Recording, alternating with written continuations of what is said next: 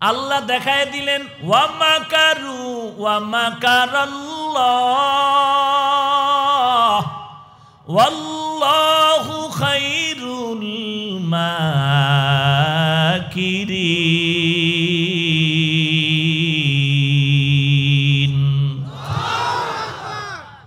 দুনিয়ার বান্দার চালাকের থেকে আমার মাওলার বুদ্ধি কম নেই। হ্যাঁ, নমরুদ আল্লাহরে মাইরা নিছে, একা রক্ত লাগায় নিয়ে এসে আল্লাহ নাই। এই নমরুদদের মারার জন্য আল্লাহ কি পরিমাণ ফেরেশতা পাঠাইছেন। একটা অসুস্থ মশা নাকে দিয়া ঢুকছে, মশার পাওয়ার কি দেখছেন নি? এক মশারে ফিরানের লাইগা লক্ষ মানুষ ফ্যাক্টরিতে কাম করে, কয়েলের ফ্যাক্টরি, মশারির ফ্যাক্টরি, স্প্রের ফ্যাক্টরি, এরপর থামাইতেই পারে না। কি আমি থাকি ওই আদর্শনগর, মশা মশা মশা, দিনেও রাইতেও সমানে জিকির চলে মশার চাইরুদি। ব্যাট কোম্পানি দিছে, এও পারা যায় না। কত মশা মারতে যায়, ব্যাট সাইড দিয়ে ভাঙছি, মশারে বাড়ি মারছি, হুদা ফলের বাড়ি, মশা নাই, ও গেছে গিয়ে দৌড়ে।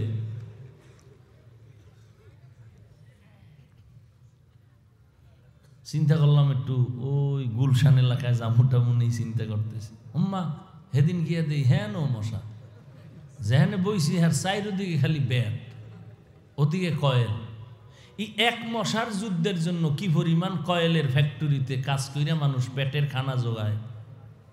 এমপি সাহেব সংসদ ভবনে ঢুকলে পাস লাগে না, মন্ত্রী ঢুকবে পাস, মশার ঢুকতে কোনো পাস লাগে না। র্যাপ তো খারাই রয়েছে কালা পোশাক লয়ে, বন্দুকটার ধরে যে অনুমতি আছে নি, 3 মিনিট পরে টের ভাবি সিফার ভিতরে, আমার অনুভূতি টের ভাবি, চিনস না আমারে। সেই মশা কেমনে ফুরুত করিয়া মাথার চান্দির ভিতরে নমরুদ দেন, ফট করে একটা মিস কল, পুরা চান্দি গরম। নমরুদ কা কিও বুঝলাম না, দুনিয়া ঘুরে, দুনিয়া ঘুরে না তুমি ঘুরো, বলতে পারি না, তাড়াতাড়ি ডাক্তার আন। এত ডাক্তার ঔষধ কোনো কাম হয় না। আল্লাহর কি কুদরত, হঠাৎ করে কাইতুয়ে জুতোর লগে বাড়ি, ঠাস করে মাথা হিমেল, মাথা ঠান্ডা হয়ে গেছে। নমরুদ কয় পাইছি রে, জুতার ভিতরে এত বরকত, এ তো আগে জানি না, বান্ধে দে মাথা। জুতা যখন মাথায় বাড়ি মারে ঠান্ডা, মশাও একটু চুপচাপ রেস্ট নেয়, হঠাৎ করে আবার একটা বাড়ি মারে, মিস কল দেয়, মাথা গরম। নমরুদ বলে একজন কর্মচারী রাগ জুতার বাড়ি দিতে, বাড়ি বন্ধ, এই যে বরকত পাইছি জুতা, এটা আর ছাড়া যাবে না। কেমন সান খোপা, জুতা মারলেই শান্তি ঠান্ডা। কর্মচারীরে ডাকে আর কয় জুতার বাড়ি যত জোরে দিবি বেতন বাড়ায় দিব। একজনে ওর আগামুতা আছে না, বাথরুম আছে, খাওয়ান আছে, ঘুম আছে, কয় জাহাপনা আমার কামি কি এইটা, কয় এই দেই, আমি পারবো না। পারমুটার মুনান কর্মচারী আরো 3 জন রাখ, এরপরে তুই ঘুমা নাইলে মর, কিন্তু জুতার বাড়ি বন্ধ করা যাবে না। এক মশার কাছে মানুষ কতটাই যে দুর্বল। আল্লাহ বলেন তোমারে বানানোর সময় আমি দুর্বল করে বানাইলাম, অতএব তুমি আর একজনের সহযোগিতা ছাড়া চলতে পারবা। তোমার জীবনের শুরু, জীবনের সহযোগী তোমার আম্মা জান, যেই মায়ের কণ্ঠের আওয়াজ আমার ঘরের সামনের দরজায় কেউ বসলে টের পায় না আমার মায়ের কণ্ঠের আওয়াজ কেমন। কিন্তু আমি হাফিজুর রহমান যেদিন মায়ের গর্ভ থেকে দুনিয়াতে আসছিলাম, আমার আম্মা অচেতন হইয়া এমন ব্যথায় চিৎকার দিছিলেন, আশেপাশের ঘরের মানুষ ঘুমাইতে পারে নাই। আম্মা জান কান্না করেছে আর চিৎকার দিছে, আমার দাদি নানি সান্ত্বনা দিছে, কয় না মইরা যাব, 7 আসমান আমার মাথায় পড়ে গেছে। এইবার নিরুপায় হইয়া আম্মা জান কান্না করে আর বলে, ও দাদিকে বলে যাও আমার থেকে এখানে সরে, সরো, সব খালি। আমার তোমার স্বামীর একটু সময় দাও, আমার কাছে একান্তে কথা বলবো। আব্বাজানের ডাকলেন, আব্বাজান মায়ের কাছে আসলেন। আব্বাজানের হাতটা ধইরা আমার মা শুয়া শুয়া কান্না করে আর বলে কথা বলতে কষ্ট পাই। ও স্বামী, আমার হাত ধইরা কও আমারে মাফ কইরা দিছনি। আমার আব্বা কান্না করে, বিবি এত কেন কাঁদো? বলে আমার উপরে আসমান ভাঙ্গা পড়ছে, মইরা যাব, আমি আর ব্যথা সহ্য করতে পারি না, আমার মরণ হয়ে যাবে। তোমার ঘরে আসছি, খেদমত তোমার মন মতো করতে পারি নাই, বেয়াদবি মাফ করে দিও। আম্মা জান তোমার আমার ব্যথার কারণে বাবার পায়ে ধইরা মাপ চায়, হাত ধরে মাপ চায়। আমার আব্বা জান আমার মায়ের কান্না দেখা সহ্য করতে না পাইরা বলে ধৈর্য ধারণ কর। আমার বাবা গিয়া যায় নামাজে সেজদায় পড়ে কাঁদে, ও দয়ার মালিক, আমার স্ত্রীকে তুমি সুস্থতার সাথে বাচ্চা প্রসবের ব্যবস্থা করে দাও। ওই মা তোমাকে আমাকে নিয়ে কত কষ্ট, কত চোখের পানি ফেললেন, আজকে তুমি চেয়ারে বসছো, মা বাবার দোয়া ছাড়া বসতে পারো নাই। আজকে তুমি মাওলানা হয়েছো, মা বাবার দোয়া ছাড়া পারো নাই। আজকে তোমার বয়ান হাজার হাজার মানুষ শুনে, এটা তোমার আমার কোনো বাহাদুরি না, একদিকে আমার মাওলা পাকের দয়া আর মা বাবার হলো দোয়া।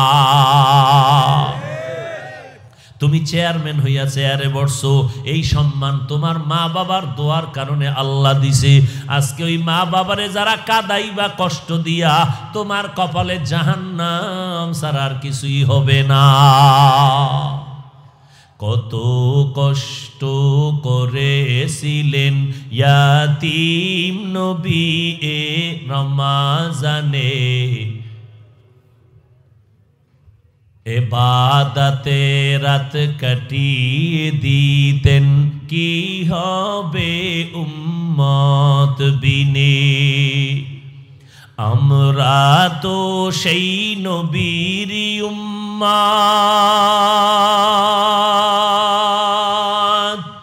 কেমনে দাও তার সিনাতে আঘাত।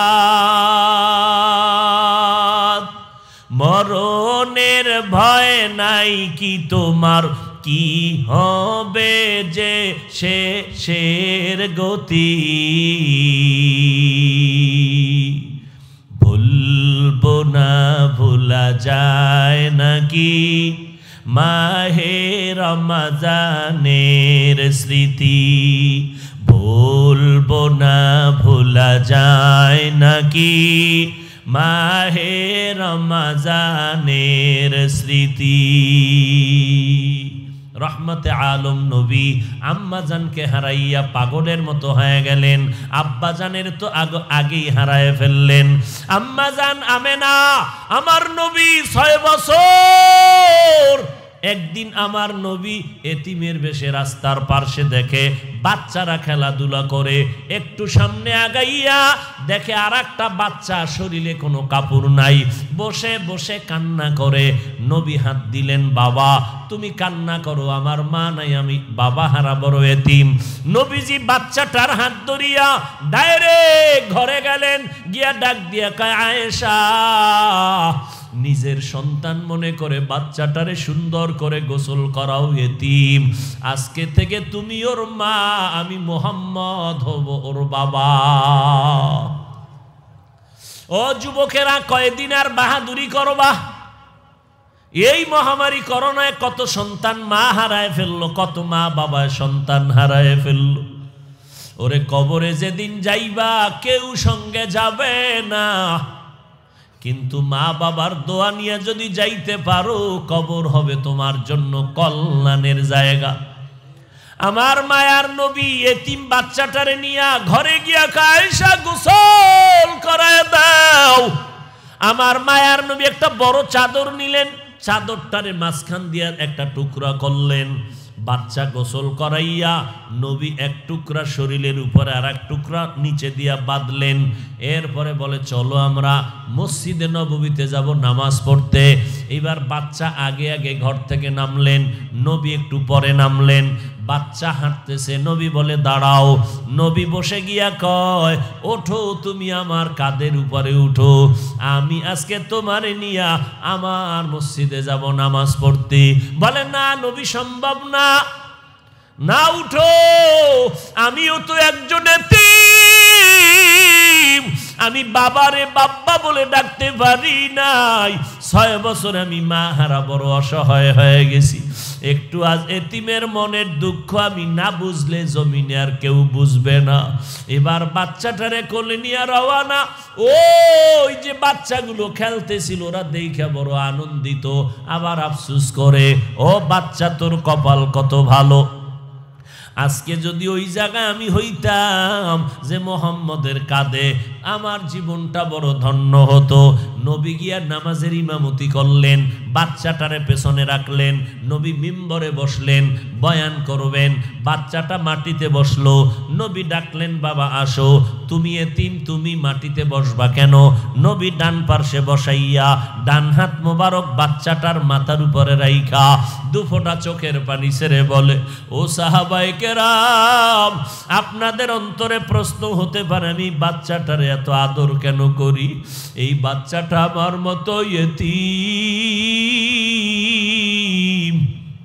আমি মোহাম্মদ দুনিয়াতে আব্বা বলে ডাকতে পারি নাই, আমি 6 বছরে মা হারা এতিম অসহায় হয়ে ঘুরেছি। এই বাচ্চাটারও মা নাই, বাবাও নাই। ও সাহাবায়ে কেরাম, আমি বাচ্চাটারে আদর করে মাথায় হাত দিয়া দোয়া করে গেলাম, আমার উম্মতেরে জানাইয়া দিও, এতিমের মাথায় যদি হাত বুলাইয়া দাও, মাথার যত চুল এই পরিমাণ আল্লাহ তোমারে সওয়াব দিয়া দিবে। ও এলাকার মা বোনেরা আসেনি? ও পর্দার আড়ালের মা বোনেরা, আপনারা সাহাবায়ে কেরামের মা, আউলিয়ায়ে কেরামের মা, আম্বিয়ায়ে কেরামের মা, হাফেজে কোরআনের মা, আলেমের মা, ও পর্দার আড়ালের আম্মা জান, কয়দিন আর দুনিয়াতে থাকবেন রে আম্মা? আপনাদের গর্ভ থেকে দামি দামি সন্তান জমিনে আসছে। ও আম্মা জান, আপনারা আয়েশা রাদিয়াল্লাহু আনহার মতো মা, আপনারা খাদিজা রাদিয়াল্লাহু আনহার মতো মা, ফাতেমা রাদিয়াল্লাহু আনহার মতো নারী, তারাও তো আপনাদের মতো নারী ছিল। খাদিজার ইতিহাস যদি বলি জিন্দেগি পার হয়ে যাবে, আম্মা জান আয়েশার কথা বললে জিন্দেগি পার হয়ে যাবে। ওরে আম্মা জান, আল্লাহ এত সম্মান দান করেছেন, আপনাদের কি মনে চায় না এমন একটা সন্তান রেখে যাবেন, মরণের পরে কবরের কিনারায় গিয়া সন্তান কোরআন তেলাওয়াত করে দোয়া করবে?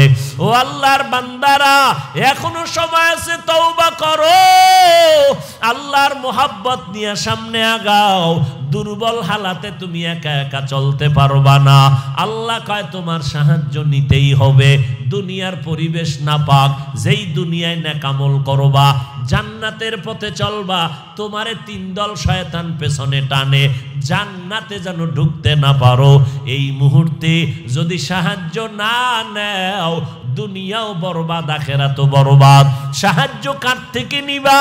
দেখো, কার অভাব নাই তার কাছে সাহায্য চাও, কার স্বার্থ নাই তার কাছে সাহায্য চাও, কার পেছনে টান নাই তার কাছে সাহায্য চাও।